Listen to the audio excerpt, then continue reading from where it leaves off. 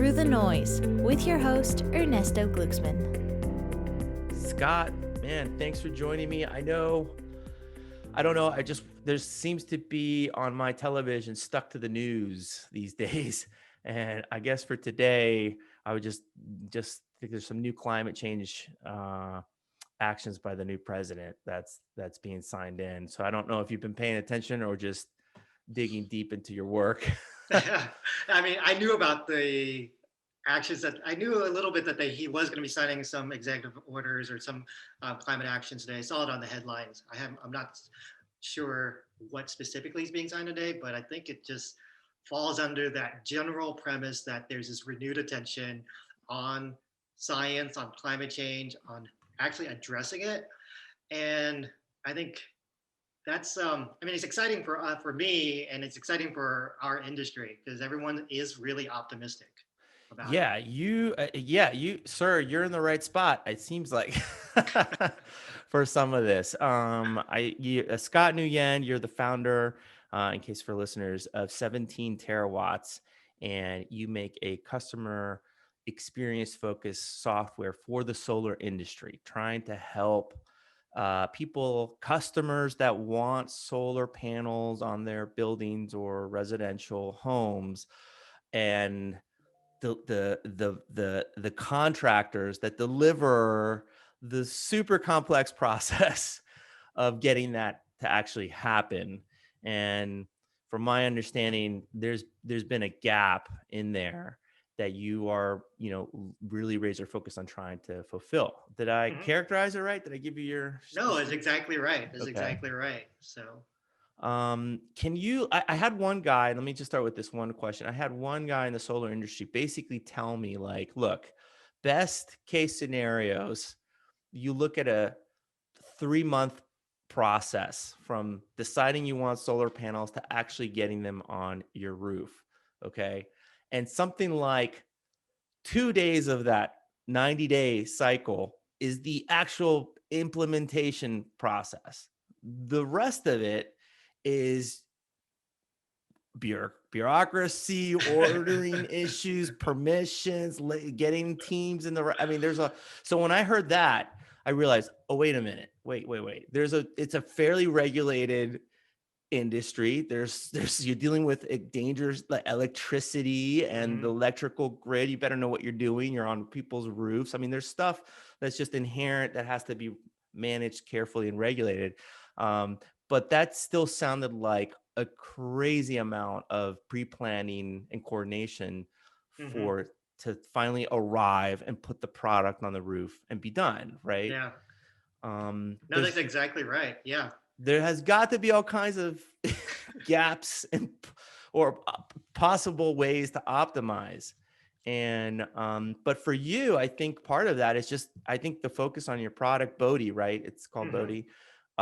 Is just letting the customer, like, there's a big problem just keeping the customer on, in the loop of what's happening from the decision they said, okay, put solar panels, to actually it happening, right? Can you maybe describe what the scene is like for people there?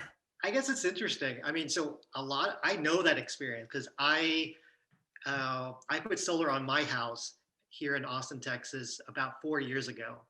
And I'm actually going through the process again. I'm adding on to my system. But, I was from the energy industry. I spent my entire career, so 15 plus years in the energy industry, but mostly building technology, doing the science behind things. But then about 4 years ago, when I purchased solar, that was my first kind of experience as a consumer. And so that was a really eye-opening experience. And you're right, to go from signing a contract to go solar, you're purchasing a 20, 30 plus $1,000 system to finally installing it and then finally powering it on. It takes on average about 3 months to go do that for that process. And that's actually true across the whole country. And that's actually relatively quick. There are some places, some companies in some jurisdictions where it takes 6 to 8 months to go through that process. And it's just like what you said, it is a involved project. And I think kind of the key thing from a consumer's perspective to what the actual process is. From a consumer's perspective, they're like, hey, I'm buying solar, I'm buying the state of the art technology, I'm buying into this new energy transformation. So they've got this kind of image in their head of what they're purchasing, and that they're gonna take part in this energy revolution.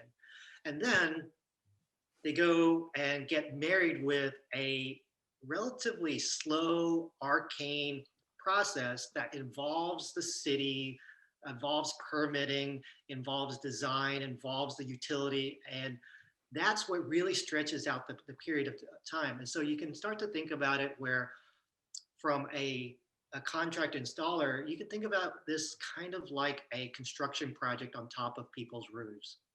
And when you think about it that way, and then you've got the state of the art technology, those two things have to be married together. And so what is really key, and this is what we're trying to do at our company, is really just improve that customer experience so that those solar contractors, solar companies that are installing solar on people's homes, they're really good at installing solar. They're also really good at managing all those different stakeholders, getting the right permits, getting the documents signed, getting permissions to operate from HOA to the utilities, et cetera.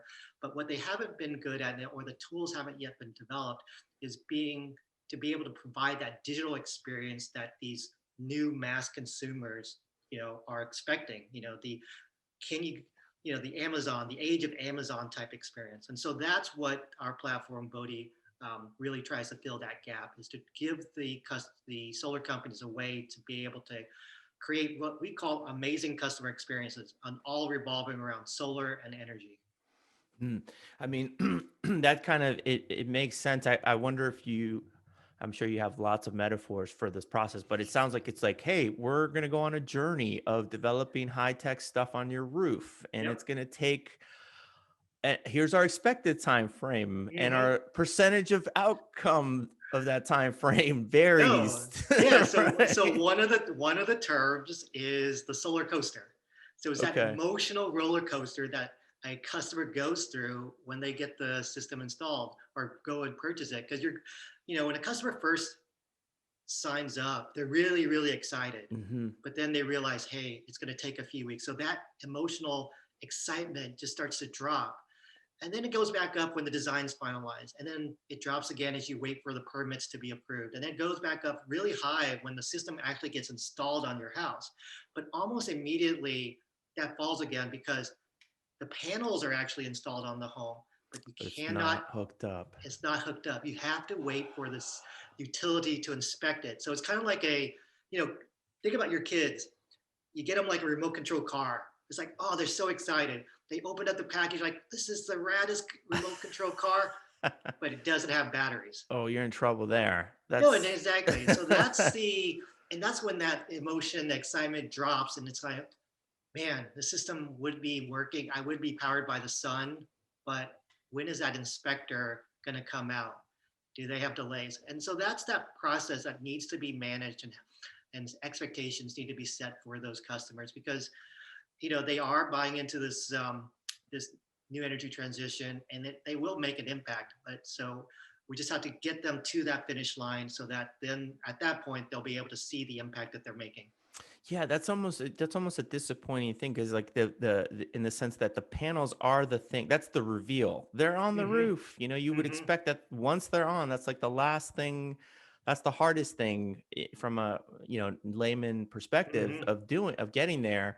And oh, by the way, you can't use it just yet. That's just kind of like, so I wonder if there's a way to, and I'm sure all the contractors all have different strategies and processes for helping manage those expectations of their customers. But it's hard for a sales guy trying to convince that this is the right move to put something on your roof with new technology that has these time frames of 20, 30 years that it would maybe it's leased, maybe it's not, maybe when's the pay, like just dealing with the financials around it can be a tricky thing. And so for a sales guy to finally get the sale, get that process done, it's like you kind of want it to move fast at that point, and you want it to have a reveal on some time frame that's predictable, so you could see ta-da, like that's where the money. Otherwise, the customer, I would presume that the customer experience, if it's just sort of this like ups and downs and it just sort of trickles into like, well, that's what it is, you're not going to get that like, oh, you should, hey, neighbor, you should definitely use this contractor. You should definitely get Mhm. solar panels. It was a wonderful journey. It was, there's no, you're missing that dopamine hit, I would presume, No, it is right? very true. It's very true. So normally that's can be the case. And so that's what our software tries to do. We're trying to Okay. manage those expectations, set those expectations at the beginning, give them all these timely notifications, send them the photos that the company takes, allow them to post it on the social media. And then once the system's powered up, we actually are monitoring the production, monitoring their home consumption. And then we'll tell them, hey, your first week going solar, you were 89% powered by the sun and already saved $21, for example. And then that is the type of information that gives them a sense like, hey, I appeals that sense of comfort and knowing like, okay, the system I just purchased, it is actually doing what it's supposed to, and I'm making an impact. Yeah, I guess that's the end process. So what's the promise to the contractors in signing up for your software? Like what are you working on? And by the way, are you getting solar panels on your roof? Is that what it sounds No, so exactly. like? So we're doing actually we're putting down some fancy panels. We've got Oh, a you per are? yeah, so we've got a pergola. So that's what you hear in the background. Okay. But so I've got panels on my house, but we just put in a new mother-in-law suite in the Oh, backyard. okay.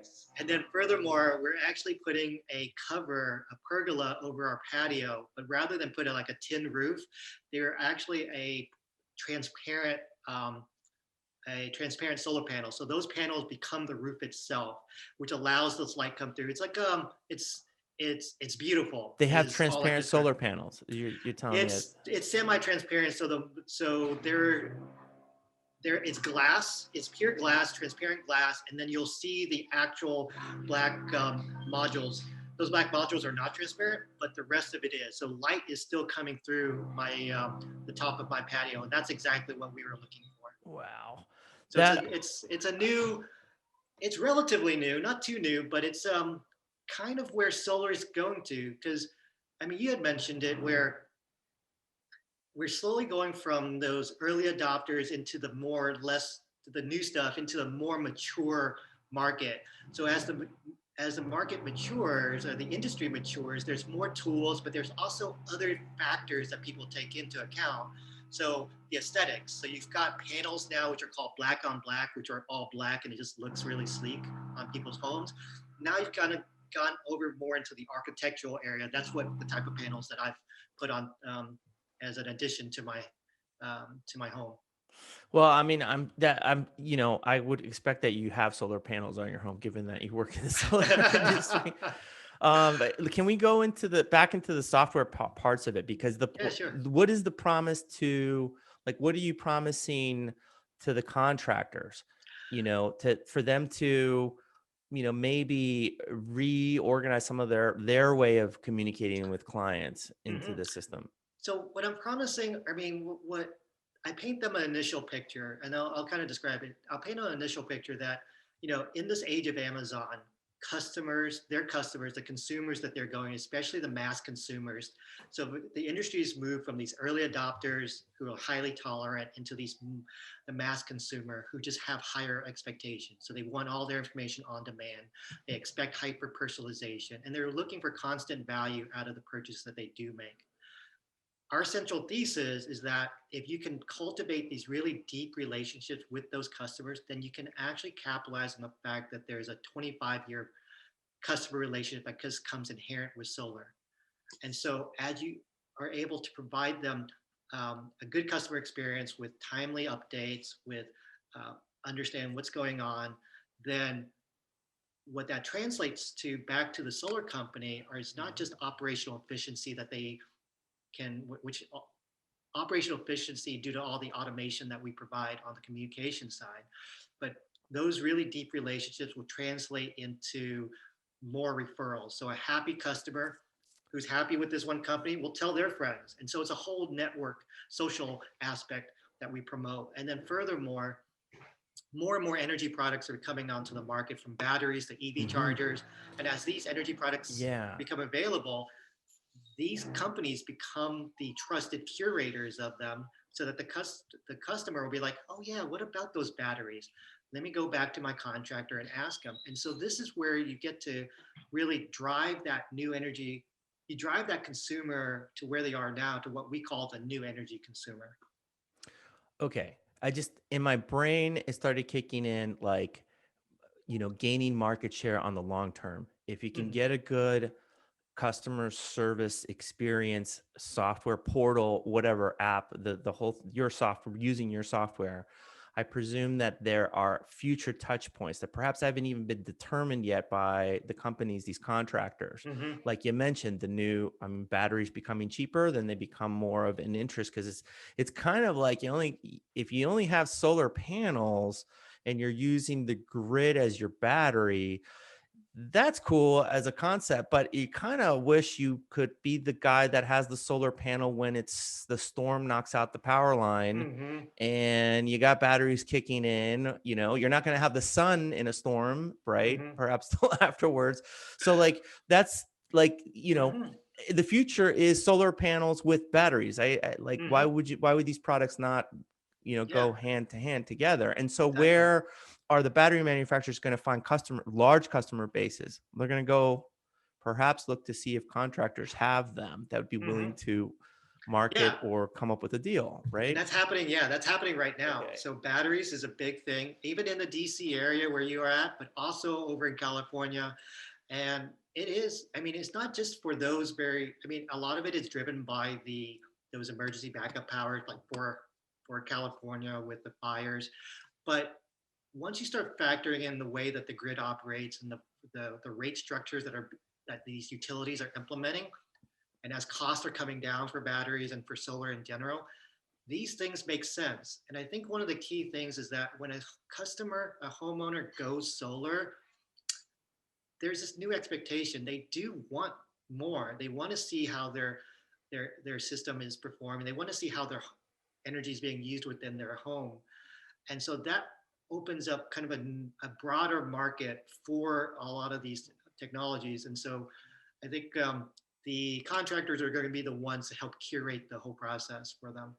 So and then in the positioning of your company is, if you can help them understand that the customer experience has the long-term ROI, right? Mm-hmm. For these businesses that are quickly going to have more competition anyway as the markets get bigger, right? As more people want solar panels and the possibilities expand, like you're, I kind of assume that you're in a position to help have analytics, Mm-hmm. provide kind of opportunities for certain regions. I mean, Mm-hmm. where do most of your customers, are they mostly in Texas No, or? they're actually spread across the U.S. So we've got I mean, we're in Texas, we're actually in D.C., we're in California, we're in all the major markets. But what's interesting is we also have customer in states that are not really known for solar. For example, Okay. Wisconsin, Oklahoma, Hey, Oklahoma and Wisconsin. Georgia. So those are the places where like, hey, and I think that kind of goes to the point like, solar is not a blue state thing or a red state thing.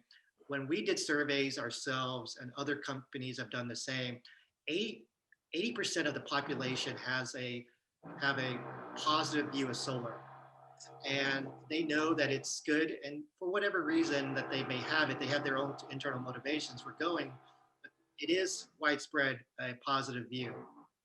I mean, it offers the independent minded, like another way to be more off. The dream of being off grid and not having to That's depend true. on, it's a big thing for a lot of the nerds out there in solar industry.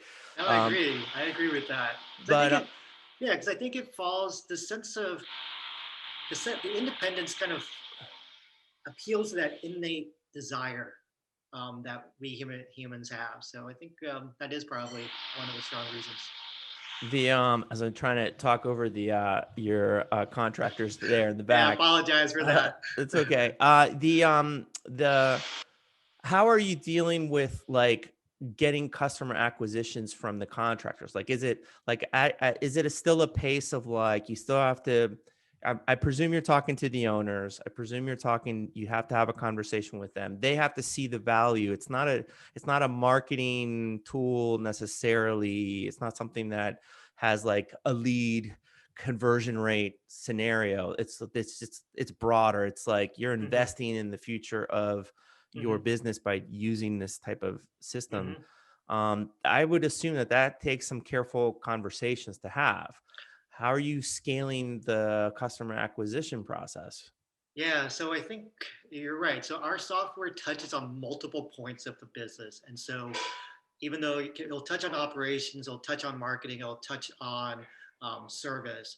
And we will be able to have conversations with all of those folks, but each one would be like, oh yeah, that will help uh, my job.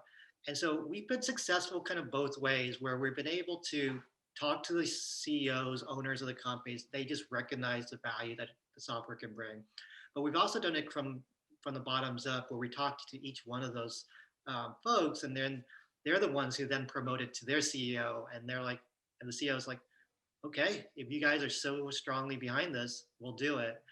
Um, and so our approach is we still have a very much an outbound. Currently, our sales acquisition is still outbound. However, we are very much focusing a lot on content creation. So we really try to, on our side, generate content both with our blog, but also with webinars and such, with topics that would be really, really valuable. So, for example, last year we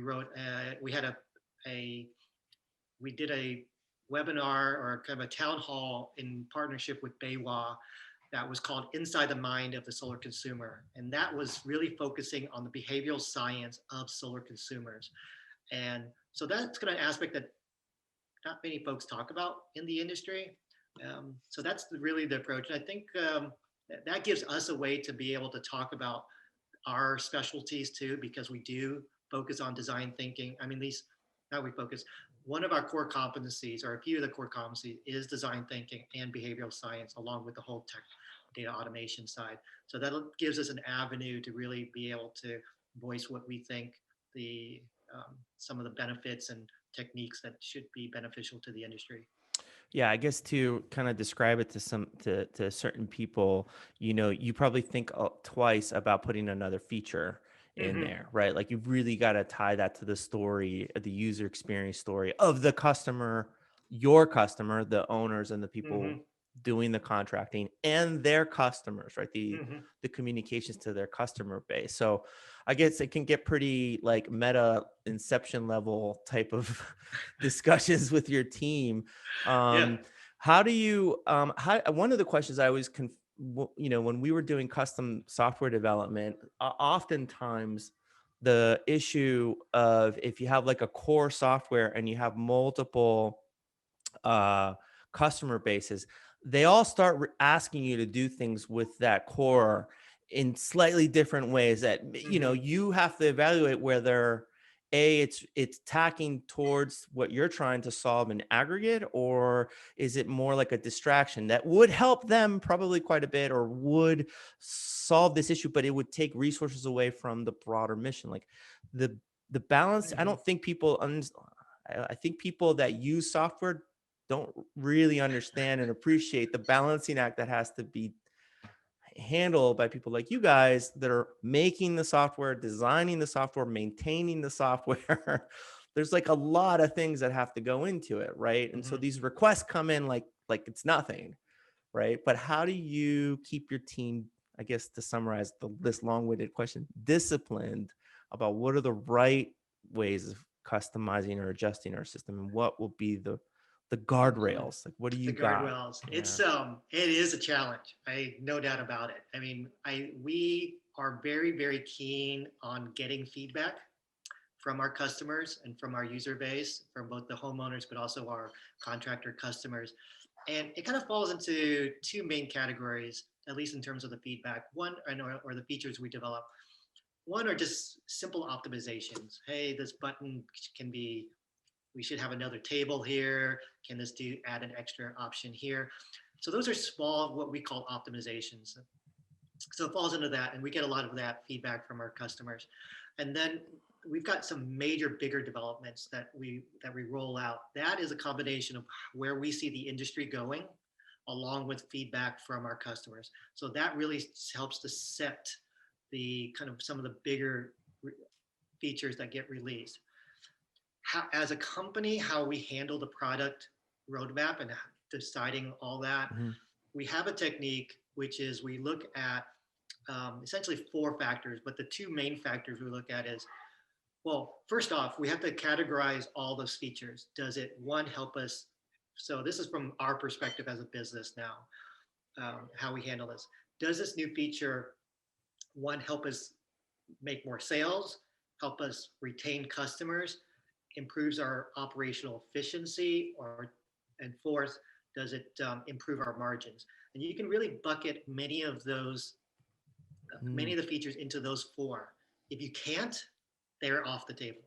Right off the bat, that's sort of the qualifier feature, you right? Need to be, yeah, they need to do that. And then second, we look at something called a kind of a matrix way of looking at it. It's like how much of an impact will that new feature make? So is it a low impact or high impact? And then second, the other axis of that graph, of that matrix, is how complex is the development of the new feature? Right. So is it low or high? You hopefully want low and high impact. That's all you want.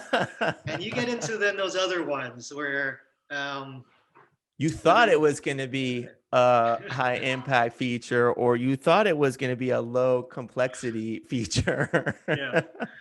So that's generally how we look at it, and that's how we help to define the roadmap. And we revisit our roadmap every quarter.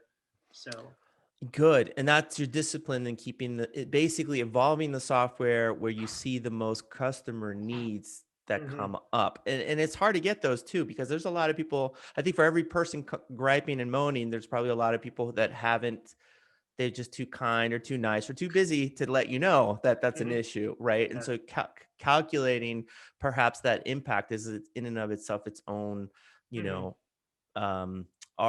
art and /science to make sure that this could impact our customer base significantly enough that it's worth the investment, even if it's a complex feature, right?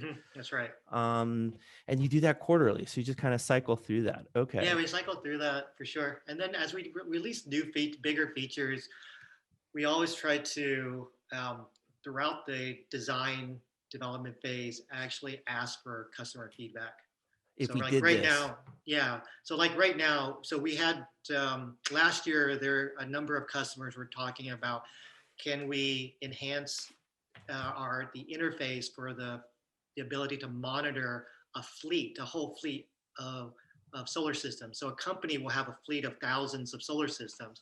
How can they manage that or monitor that effectively? And we had our back-end algorithms to do a lot of the alerts, but we didn't have a good interface, and we never thought of it that way. And that's where the customers came back. Is like, as we talked to them, they mentioned that over and over again. And so we put that into our roadmap, and we just went through a design on our side, and we're right now actually doing the user testing of that prototype. And only once we understand that, get the feedback from that prototyping or that user testing, will we do the next iteration of the design, and then before we go into actual development. So it's a pretty, at least that's the goal, to get that feedback early on, so that we're not developing really valuable developer resources to building something that may not be useful. May not really hit the mark at the end of the day when it's done. Yeah, I'm curious to know how much do you spend?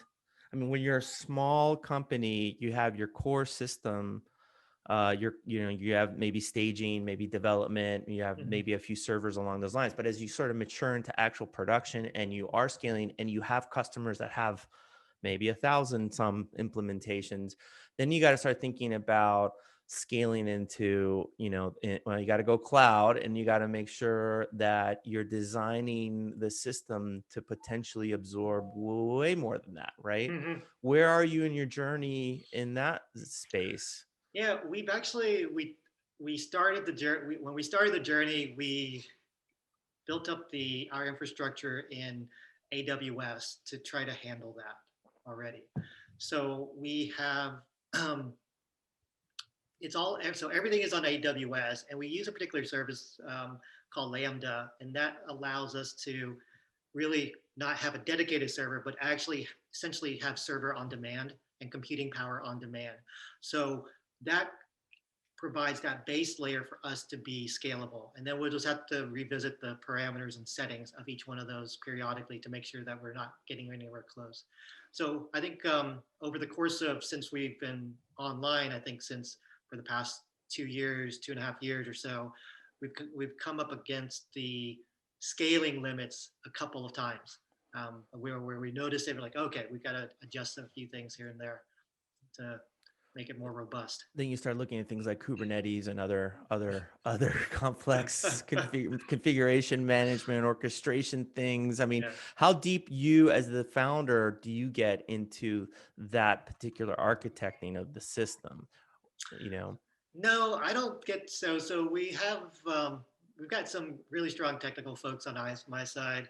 I mean, as a founder, I'm more of trying to lay out the vision, and helping to troubleshoot some of these issues as they come up. But the decisions of how to set up those architecture, I really rely on the technical expertise of my team. To make that happen. That's Mm-hmm. I would assume that's wise. And then what do you do at this stage? You're 2 years in. You're like, well, let me ask you this: like, what are you looking for support in? Like, what is it? What's the next resource you're sort of hoping to get into the team to get you to the next level? If they're out Yeah. there. Yeah, I think for us, so 2020, that was an interesting year. And I Yeah, think to we say the were, least, right? yeah, to say Scott. the least. I mean, we were fortunate that Q3, Q4 was actually pretty good for the industry, which meant was good for us.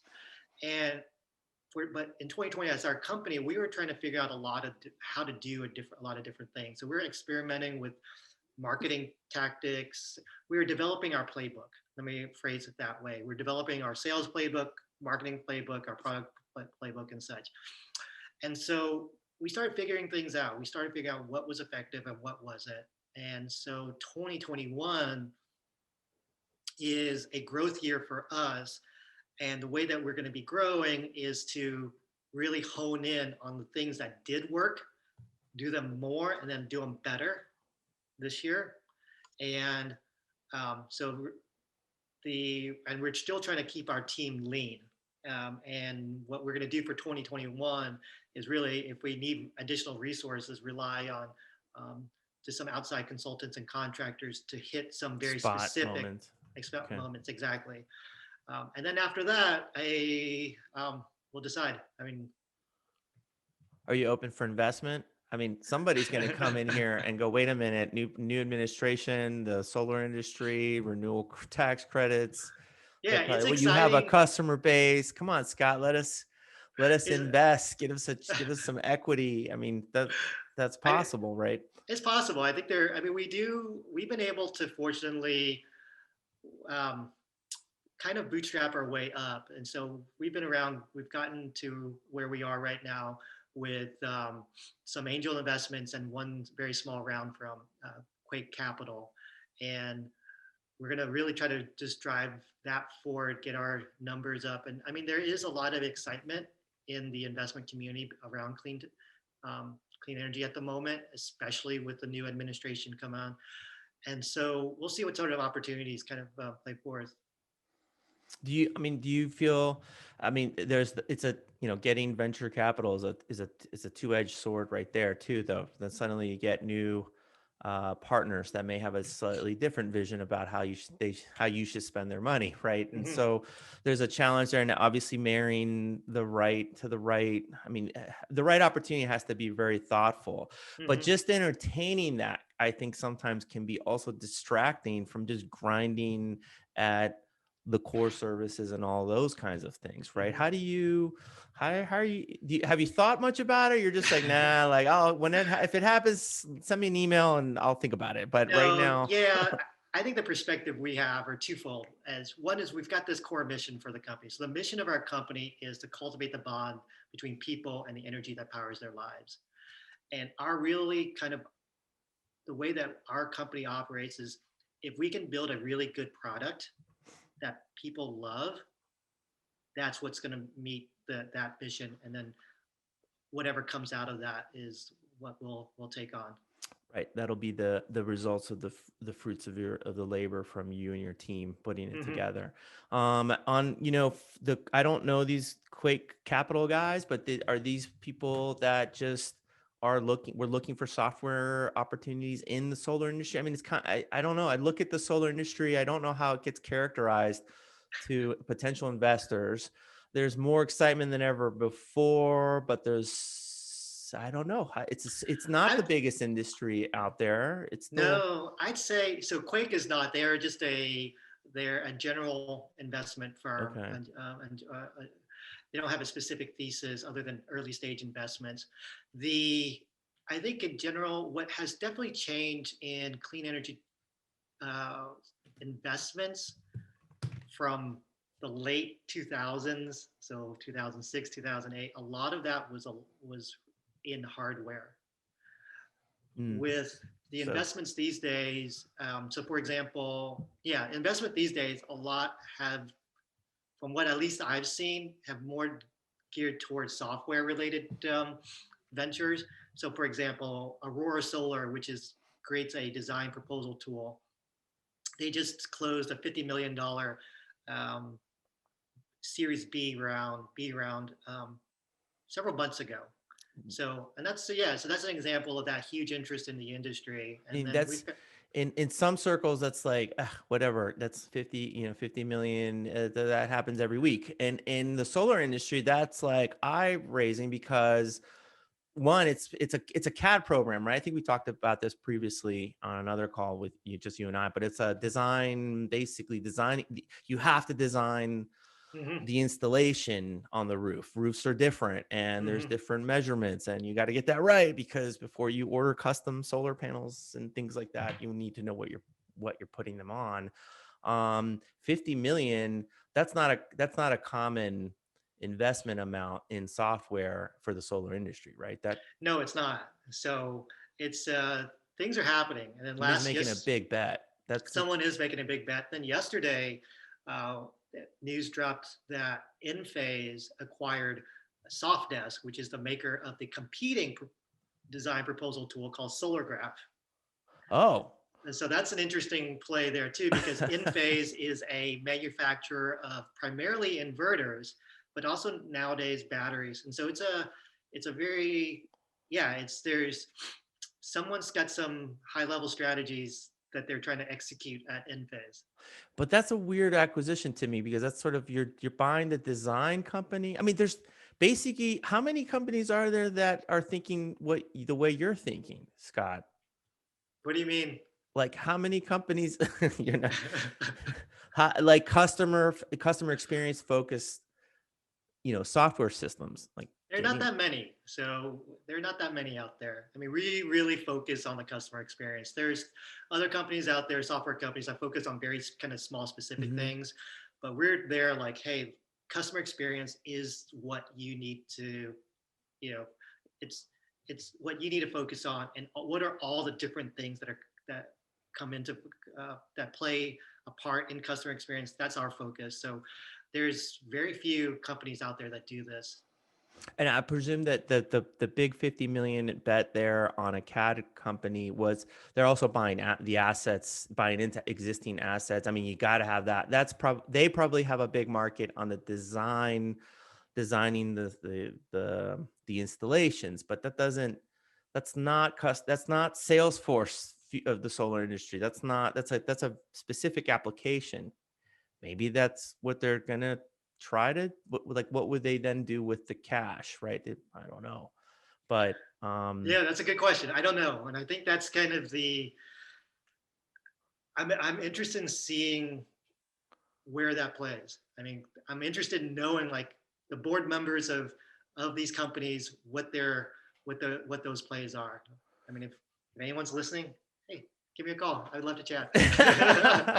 Well, hey, maybe we can find somebody to get on the show to talk about it a little bit or spill the secrets. But the fact is that this industry, I think we had Abby Hoffman on the show a while ago, and I think that the thing that really drew my eyebrows was the last 10 years. I think the solar industry grew by 10,000%, which is a ridiculous number given, on my show, I've had so many different associations, and not many of them grow by that much in a decade, right? Most associations are pretty established, and there's growth, but it's not that level. And where Abby's trying to get the solar industry to get to is, well, that represents 2% to 3% of the entire energy portfolio of the United States. Like that's right. what we're talking about. And then she wants to get that to 20% by in the next 10 years, right? So huge growth potential. And so that's right. whether they're giving this pile of cash to a couple of CAD companies that may be coming to compete into your space, Scott, fine, bring it on, because I just think that the amount of potential software and needs and customers, it's like $100 billion residential potential market, right? Yeah, so residential market is about $100 billion worldwide. So Worldwide. it's big, and it's still so early. I mean, like you said, it's 2% here in the US. So only about 2 million homes in the US have solar out of a total household of, a couple hundred million. And then even for a country that is like 10 years ahead of the US, that's down in Australia, they've got about 20-25% market penetration. So that's where the US wants to go. Sorry, Abby wants to go, and then Australia has already done it, but there's still a lot more to go, even though some places have matured more, but there's still so much more to go. Scott, let's keep talking. I'd love to keep following you on your journey into this. Maybe next time we can, I haven't tried it, but now that with the YouTube channel that we've launched without much fanfare, maybe we can actually look at some of the software, and I'll just have to apologize to the podcast listeners, or maybe try to describe to them about what they're seeing. But it'd be great to see a few focus points that were as an example of a particular feature that was really celebrated by your customers. Yeah, for sure. Maybe we can pick one or two of those. So okay. If somebody out there is looking to invest, you got a prime potential, Scott. It's got hey, how should they reach you? What's the website again? So the website is 17terawatts.com. 17terawatts.com. So that's our website, and send me, and you can find our contact information there. Otherwise, just send an email to scott@17terawatts.com. Yeah, and if you are any solar contractors out there that can see the vision of making sure you have a long-term customer experience, a smooth one that manages your installation process, this is it. This is the software as far as I'm concerned. So, Scott, thanks for coming on the show, man. I really appreciate it. Yeah, thanks for the opportunity. Love to chat. For more episodes of Through the Noise, go to throughthenoise.us.